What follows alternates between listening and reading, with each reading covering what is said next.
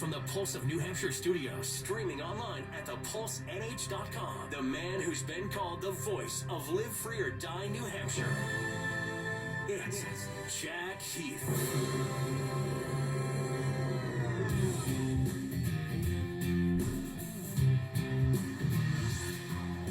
Good morning and good morning, New Hampshire and our region. Nationally, the Pulse of NH. Download the app today. Good morning, Florida and Washington, D.C. Some of our listeners, North Carolina, South Carolina. Good morning, Manchester, Concord, WTPL 107.7 FM. Good morning, Lakes Region, Laconia, WEMJ. And good morning, our affiliate there, WASR and WCTSN, Seacoast of New Hampshire, Seacoast of Maine. And a lot to talk about. We'll hear more from the Governor Chris Sununu, started off our show in our studios, GMI studios this morning. We'll hear more from that. The FDA approving the Pfizer vaccine. But as promised, I want to get to a great story. And he's been called the man of two worlds. But Mike Moffett is a retired U.S. Marine here. He lives in Loudoun, but in the capital region, well-known, well-thought of. Thank him for his service. He was a Marine, and he met a fellow from Afghanistan by the name of Fahim Fazli, who became their interpreter. Fahim escaped Afghanistan. He's from Kabul, or Kabul, however you want to pronounce the capital. He's from there, so he has a little bit of knowledge of what's going on there. He's joining us now with Mike Moffett. The two of them have become like brothers. And the book, Fahim Speaks, Mike Moffett and Fahim have teamed together on their story, their human story. And they're both joining us now, and Fahim has appeared in the movie 12 Strong, featuring the Green Berets going in and fighting the Taliban and ISIS and Al-Qaeda. The Prey, Rock the Casbah. Rock the Casbah was fun. 68 Whiskey, Red Sands, Iron Man, NCIS, you name it. I haven't talked with Fahim in a few years, but I'm delighted to have him back. He's been in New Hampshire quite a bit to visit his good friend, and as he would tell you, his brother, Mike Moffett. They met when Mike was a Marine in Afghanistan. They both joined us, GMI Studios. Let me start with you, Mike. How are you, sir? Hey, I'm great, Jack. Thanks so much for all you do. I'm just coming back from the VA and happy to talk to you. Well, tell us how you met Fahim, and we're going to bring in Fahim here. I'm delighted you're both on because you have a great story. I know there's a book that's written and you're trying to make it into a movie, or it is going to be a movie, but tell us about meeting Fahim Fazli. Yes, sir, Jack. I met Fahim in 2010 in Delaram and Helmand Province. Afghanistan. I was doing a special assignment for the Marine Corps, and I met this interpreter with this big beard, and he told me he was a Hollywood actor, which got my attention, and we exchanged business cards. He told me he wanted to do a book, and I said I have a little experience in that area, and he survived. The Taliban had a price on his head. He made people laugh and love Americans, which the Taliban hated. But we stayed in touch, came back to America. Dale Dye's company did our book. It won gold medal for top biography and from the Military Writers Society of America. And, yeah, there is some really significant interest. There's a script, which we can touch on later. But I know you want to talk to Fahim and about events in Afghanistan right now. And again, Fahim joining us, and if you've seen Iron Man and some of the other movies he's appeared in, he's good. He's Clint Eastwood stuff. And Fahim, thanks for being with us. How are you, sir? Good morning, sir. Thank you for inviting us. First of all, I want to thank you from the bottom of my heart, all the military helping the Afghan people, especially my 3-4 India Company Marines I served with them, 2009, 2010. I want to thank them from the bottom of my bottom, and I really appreciate what they did for Afghan people.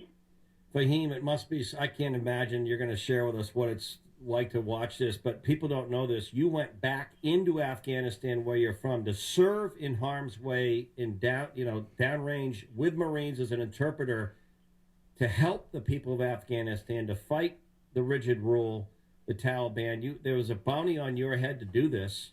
What better person to share with us your thoughts now on what we're seeing with people trying to get out of Afghanistan and the Taliban rolling over and taking over the country again? This chaos started in 1979 when Carter was here. And Russia invaded Afghanistan, and Ronald Reagan helped us with the Stingers defeat the communists, and we walk away. We messed up the end game. In 2001, the Taliban invaded Afghanistan because we left them with a powerful weapon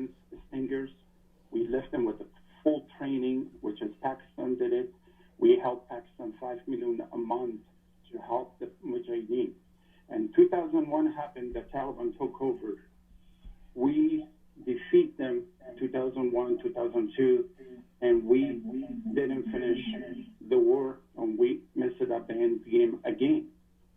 I mean, they coming again. The reason they're coming again because Pakistan. I was telling everyone, Pakistan is behind it. We supporting our friend, but our friend supporting the Taliban. And I was begging my commander, my general, is we helping the wrong government. The corruption, and they've taken $3 trillion from us, and they've $164 billion missing. Where's that money? These warlords, these governments, Afghan government stole that from us. And the soldier was coming in the base, helped me, tell your commander, American commander, we haven't got paid almost for 6 months. Where'd the money go? And these Afghan soldiers, they fought so hard. They believed they fought hard with the American soldier together to defeat the terrorists. I mean, so much corruption was going on, and nobody listened to me. And I tell people, I tell my commander, general, staff sergeant, lieutenant, I say, please, we have to stop Pakistan. But nobody listened. Well, of course, we know where bin Laden was eventually found. Fahim, when you look at Afghanistan now and what's going on and what's happened in the last week or so, but you look at the next few weeks, how hard is it for you to watch this? You know, for me, it's hard. I pay my dues for this beautiful country, America, and all my Marines, they fought shoulder to shoulder, go save people. And we walk away like this. This is embarrassing to all of us. Not to our Marines, to our leaders. Our leaders should have done the right thing, should not walk away like this. This is so embarrassing. People climbing in a tree, climbing on the plane and fall down. We didn't manage it right. Why these crowds in an airport? State Department print a visa, send it to Afghanistan, and everybody print that visa, there wasn't a visa, wrote in the visa, but they printed all these Afghan rush to the airport. The one deserved to come to this country. The one was helping the Americans. The one was helping shoulder to shoulder translate. Translator was eye and ears for the Marines and Army and the Special Force. It's hurting me. The reason hurting me why our leader, both sides of the leader, why didn't pay attention to this coming. Yeah. Fahim Fazli, let me ask you this, and Mike jump in. What's going to happen to women and children in Afghanistan if they don't comply with the complete rigid Taliban rule?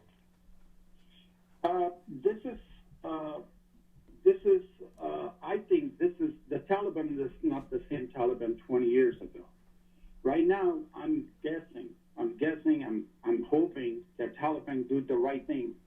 But you have to understand, the Russians will very soon going to support the Northern Alliance.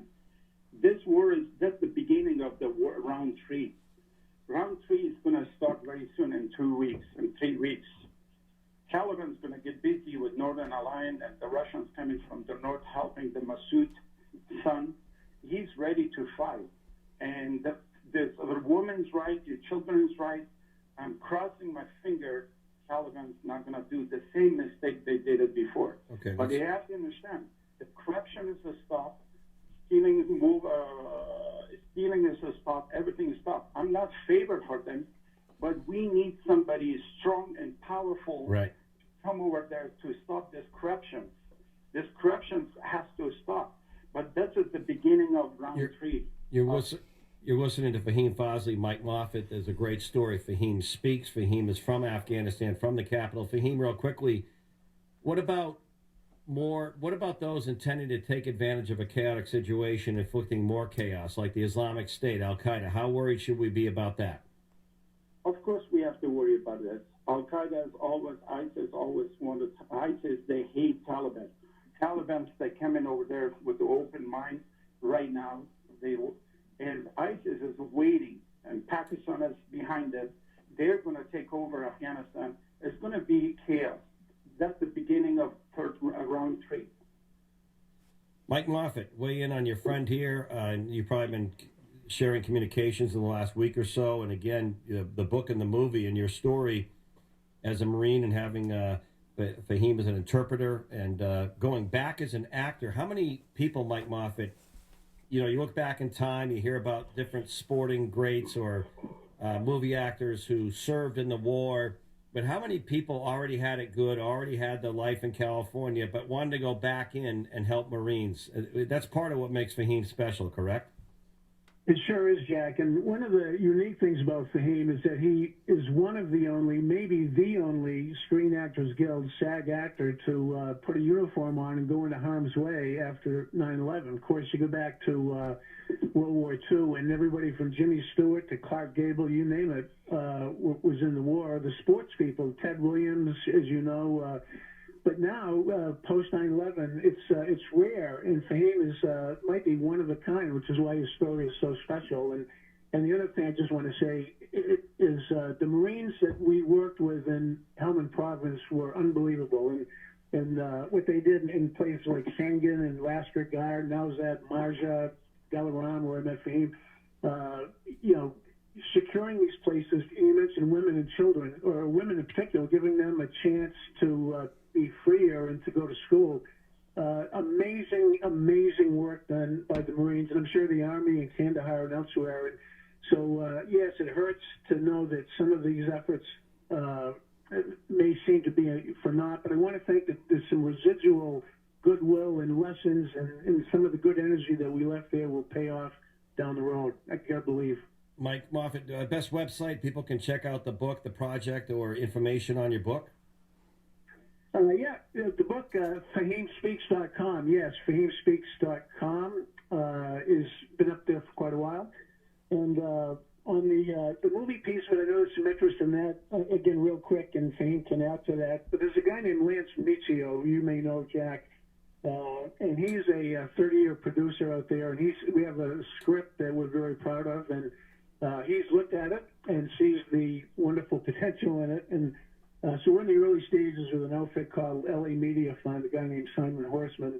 And we have some meetings coming up in Hollywood, and we're just very hopeful that Fahim's wonderful story will continue to move forward. Well, I know we've had him. We've done some stuff here. I don't know, Fahim, can you still play volleyball on a beach? That's a question that only I know. Of course I can do. I'm not going to give up my daily, and I'm proud of what I did for this country. And I'm proud of my Marines and Army. And whoever listened to him, keep their heads up. And I'm very proud of it. We're not a loser. Our leader, our Afghan leaders are all the loser. The people of Afghanistan and our Marines, our Afghan soldiers, they are a hero to me. And Fahim, real quickly for our fans out there and friends, Iron Man, you think of the movies 12 Strong, Iron Man, NCIS, Rock the Casbah. What was the most fun, or what one did you enjoy the most? The most Iron Man, the one I was punching Robert Downey Jr. punching from the cave, and I kick him out and walk away. And 12 Strong, I was the one chasing the Taliban tank with my horse. That was my favorite part. And our new movie is coming, The Prey, which is Lance Micheal. He's the producer. He's done a lot of good job. It's coming with Danny Trejo. It's coming in this next month. Actually, next month's coming. It's a pretty good one, too. Well, I love it all, and I wish you the best, and thank you so much for sharing this, Mike and Fahim, for being on Good Morning New Hampshire. I appreciate it both. Good luck with the projects. More people need to hear Fahim's story for sure, and your two stories together as brothers, and I appreciate it both very much. Thank you. Thanks, Jack. All right, fun, really fun stuff, Corey. I mean, if you haven't seen Fahim, there is that great scene with Robert Downey Jr. where he kind of punches Iron Man. He didn't break his hand either. I have to be honest, I haven't seen Iron Man.